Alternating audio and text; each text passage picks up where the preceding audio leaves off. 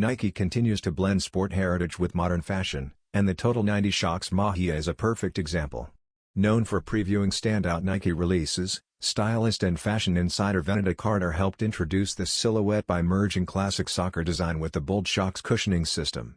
While her silver and blue pair has not yet been officially released, the model made its debut through a black patent leather version in collaboration with Maha Amsterdam.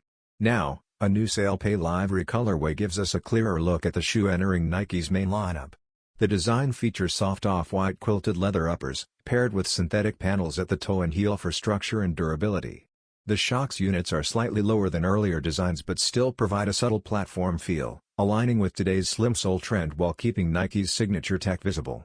The Nike Total 90 Shox Magia Sail Pale Ivory is expected to release in January on Nike platforms, with a confirmed retail price of $180.